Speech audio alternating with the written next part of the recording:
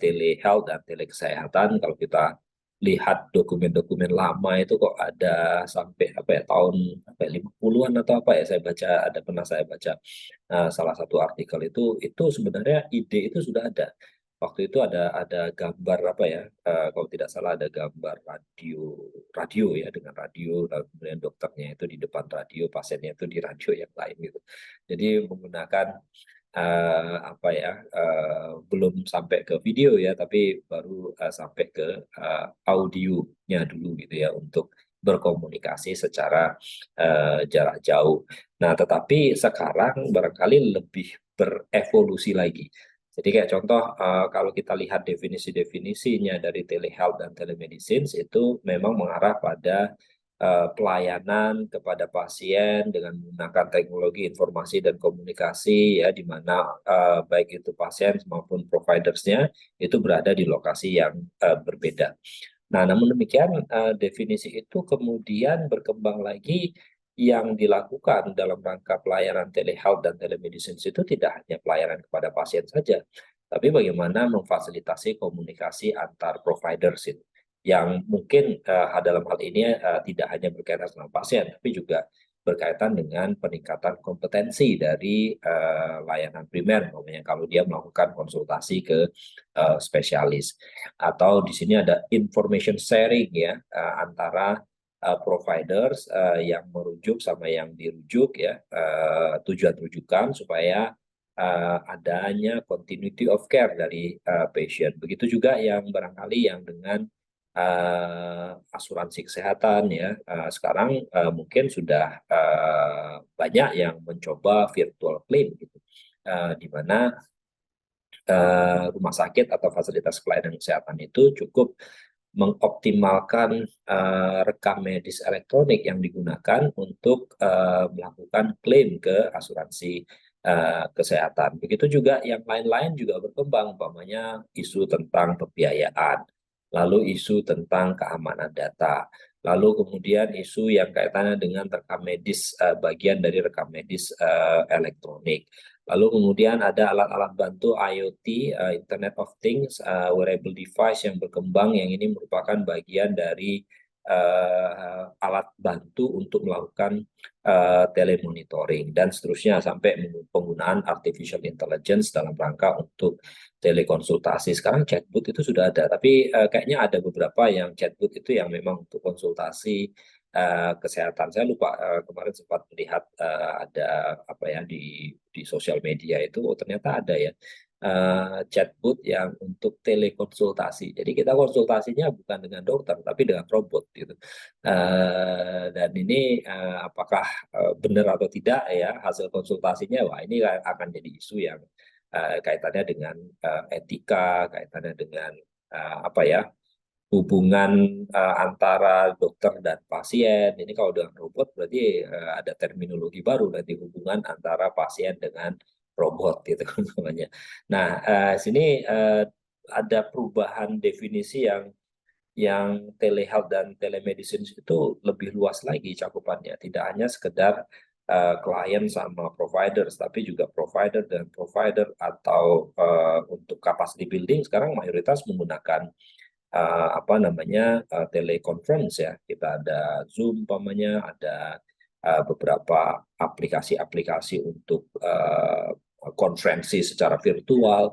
Ini bagian dari telemedicine, tapi tujuannya adalah untuk meningkatkan kompetensi dari tenaga kesehatan dalam rangka untuk continuity of medical education ya, untuk yang medis atau mungkin tenaga kesehatan yang lain ya, bidan, perawat, medis dan seterusnya, itu punya mekanisme-mekanisme untuk memperkuat kapasitas tenaga kesehatan melalui pendekatan-pendekatan pelatihan, yang bisa saja pelatihannya itu berbasis pada telemedicine atau virtual tadi. Nah, kalau menurut WHO itu sebenarnya ada 4 digital health interventions ya, yang mentarget, satu mentarget pasiennya atau orangnya, atau klien saya dalam hal ini, mentarget healthcare provider, mentarget manager ya, dan mentarget teknologinya atau tapi dia mengacu pada data service-nya. Nah, umpamanya yang kaitannya dengan clients ya. Kalau kita hubungkan dengan perannya telemedicine atau telehealth, clients itu contoh umpamanya apa ya? Reminder kapan kita harus datang berkunjung ulang ya pada pasien-pasien yang penyakit kronis.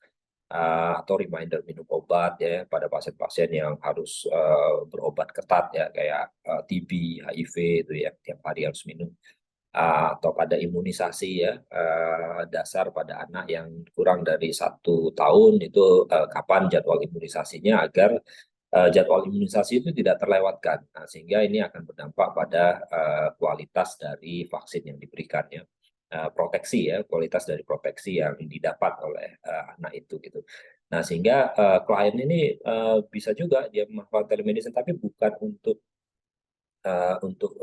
untuk konsultasi saja dengan dokter, tapi juga untuk kepentingan-kepentingan self monitoring ya, monitoring terhadap dirinya, terus kemudian menghubungkan klien ini dengan sistem pelayanan kesehatan secara tidak langsung atau secara otomatis ya.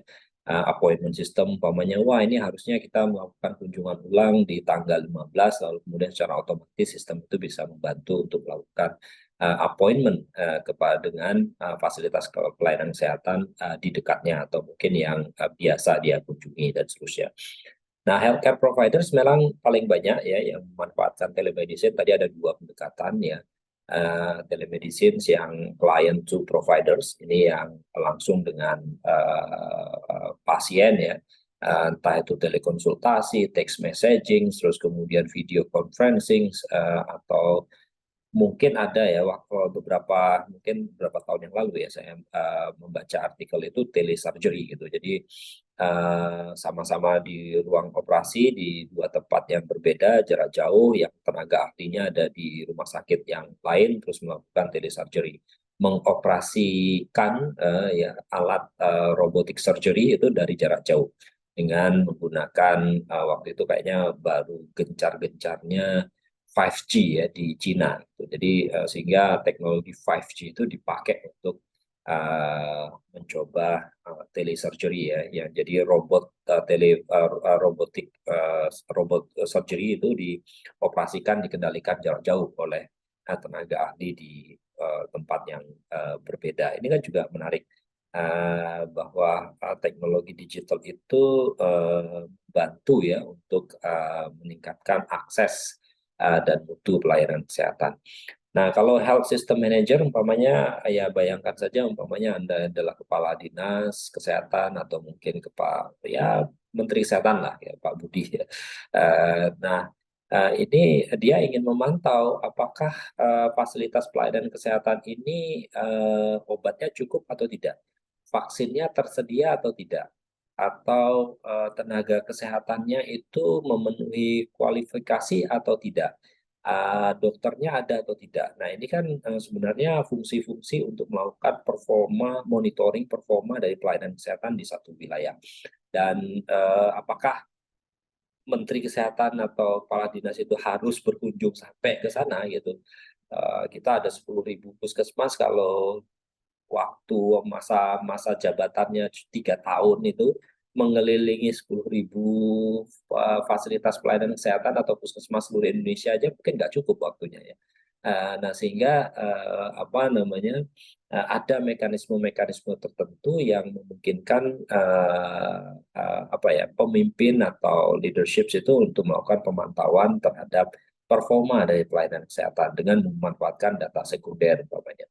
Jadi di fasilitas pelayanan kesehatan pasti dia melakukan pelayanannya tercatat, hasil pencatatannya pun juga dilaporkan, dari hasil laporan-laporan itu kemudian diolah, dianalisis, kemudian dilakukan monitoring terhadap umpamanya ya utilisasi layanannya, terus kemudian kecukupan SDM-nya, pelayanan vaksinnya itu berapa banyak dan seterusnya, termasuk ketersediaan logistik dan sebagainya. Nah, ini kalau kita bayangkan kita bicara tentang telehealth, dan telemedicine ini juga bagian dari upaya untuk melakukan monitoring jarak jauh, loh. Jadi tidak datang sana. Jadi kita melihat dari data sekunder itu menilai secara keseluruhan situasi dan kondisi yang ada di satu wilayah secara jarak jauh dengan memanfaatkan data sekunder. Nah, ini beberapa peran dari apa ya? Ya pada akhirnya ya ini apa ya tadi ya definisinya telemedicine itu luas, tidak hanya sekedar pelayanan kepada pasien, tapi juga berkaitan dengan monitoring, evaluasi, surveillance ya dan sebagainya, termasuk untuk yang di pasien ya.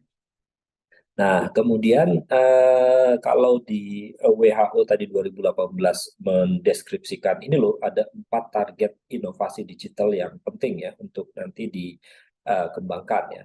Lalu di tahun 2019 dia menyebutkan oke, dari sekian banyak itu mana nih yang prioritas.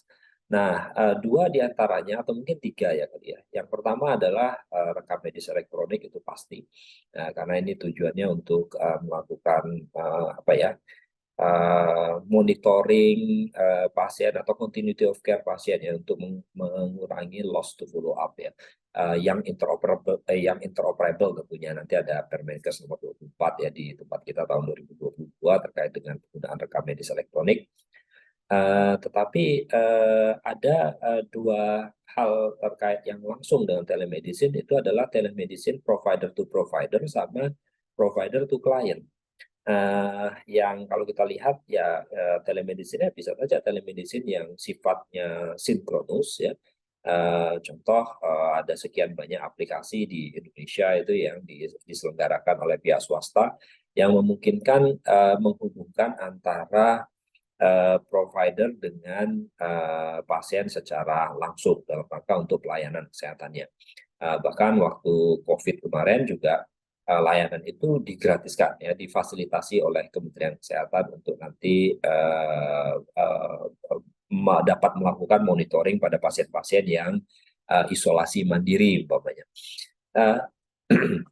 Nah, secara sinkronus mungkin beberapa tools yang bisa dioptimalkan antara lain ya ini ada telepon konsultasi, terus video consultation, real time text messaging, telesurgery seperti yang tadi saya sampaikan, atau sekarang sudah masuk ke eranya artificial intelligence yang ada chatbot yang chatbot ya yang berbasis pada artificial intelligence pada saat kita berkonsultasi itu yang jawab itu bukan orang lagi, tapi sudah robot berdasarkan pola-pola yang sudah ditanam di dalam robot itu.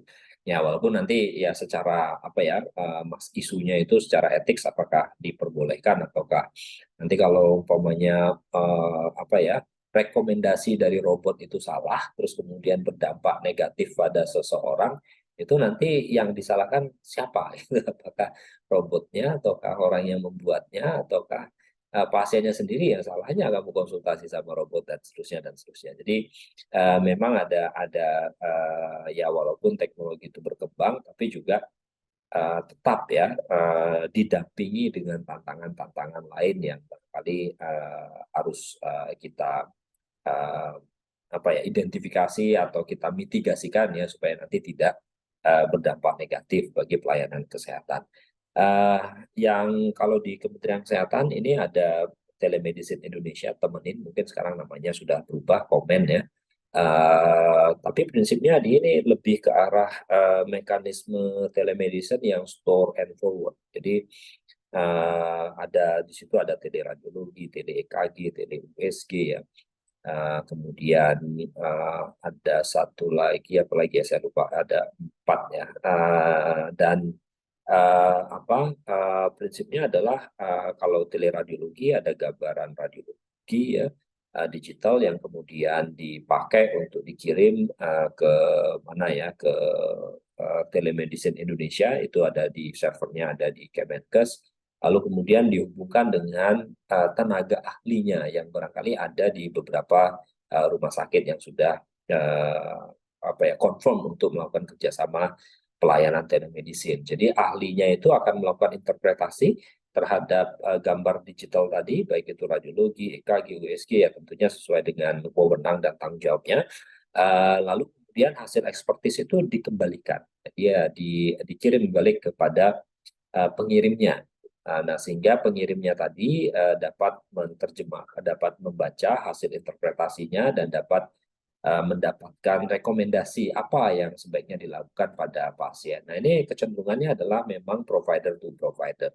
Ada regulasinya telemedicine, kalau nggak salah Permenkes nomor berapa ya, tahun 2019 ya, saya lupa ya nomornya, yang kaitannya dengan provider to provider telemedicine, dan ini sudah dilakukan.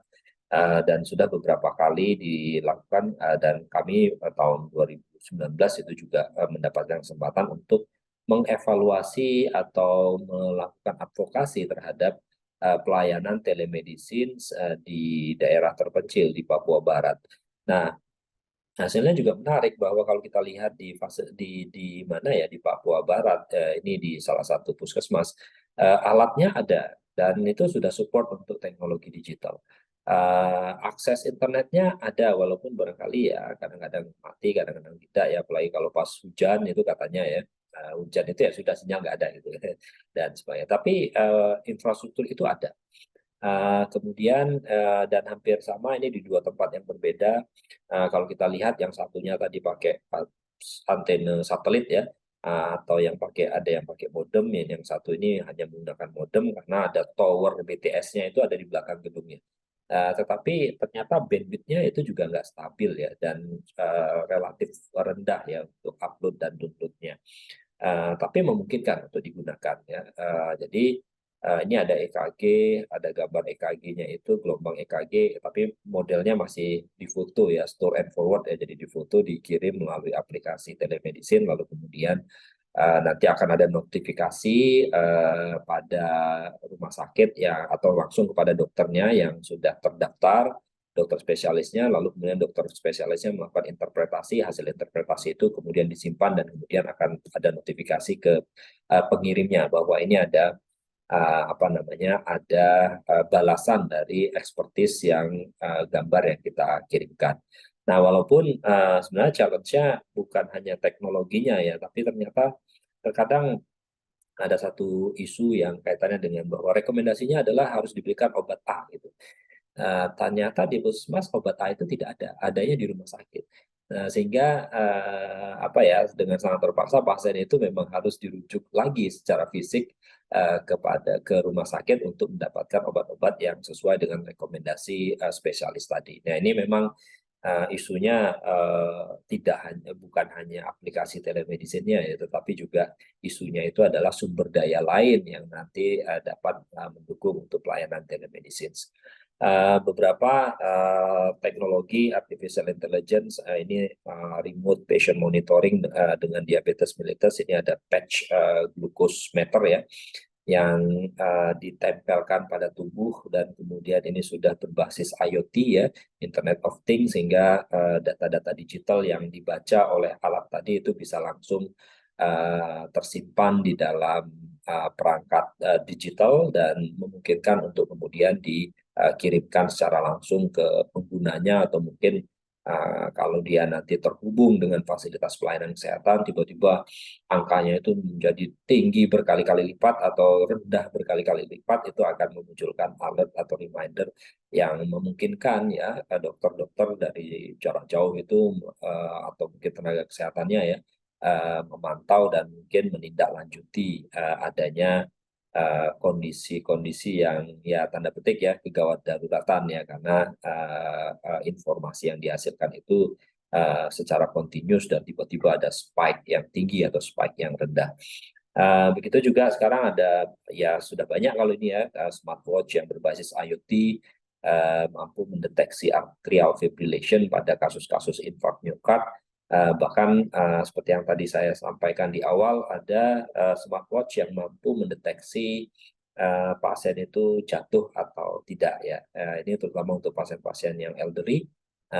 Nah, sehingga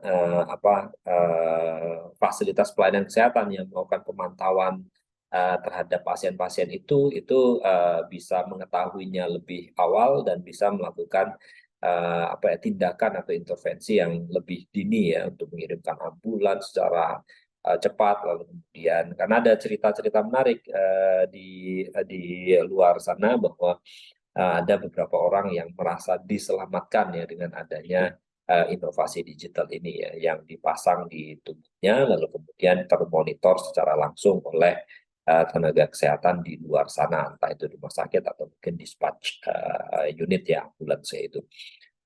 Ini juga yang walaupun ini bukan wearable device yang dipakai orang ya dalam rangka untuk memantau kesehatan, ini justru malah di alat-alat dapur gitu ya, di alat-alat rumah tangga. Ini case-nya adalah untuk pasien-pasien demensia. Ya. Demensia itu apa ya, gampang lupa ya. Saya tadi masak lupa matiin kompor. Saya tadi apa ya, mandi lupa mematikan keran air gitu ya. Dan ini kan membahayakan, situasi yang membahayakan seseorang. Apalagi kalau kita lihat di luar negeri itu kebanyakan orang itu hidupnya mandiri ya, orang-orang tua itu hidupnya mandiri, tidak ada yang mantau. Beda mungkin kalau di tempat kita barangkali wah ini tinggalnya sama keluarga besar gitu ya, jadi yang mantau itu banyak gitu, ada dari anaknya sampai cucu atau cicitnya itu ikut mantau gitu. Tapi kalau di luar negeri mungkin orang hidup mandiri dan apa ya, sendiri dan mungkin apa ya, komunikasi juga jarak antar tetangga dengan tetangga lain yang mungkin jauh dan seterusnya ya. Nah sehingga alat-alat dapur pun itu juga sebenarnya secara tidak langsung itu bisa membantu eh, menjaga keselamatan ya pada seseorang pasien dengan situasi ini. Ini contohnya adalah demensia. Jadi kalau umpamanya apa ya, keran airnya hidup nyala tapi tidak ada pergerakan, itu selama berapa menit itu otomatis mati, atau kompor umpamanya tidak selama berapa menit tidak dipakai itu kemudian tiba-tiba mati dan sebagainya dan sebagainya. Jadi ini pun juga bisa sangat membantu untuk pelayanan, untuk menjaga orang tetap sehat ya, menghindari dari bahaya, menghindari dari bahaya yang mungkin disebabkan oleh dirinya sendiri.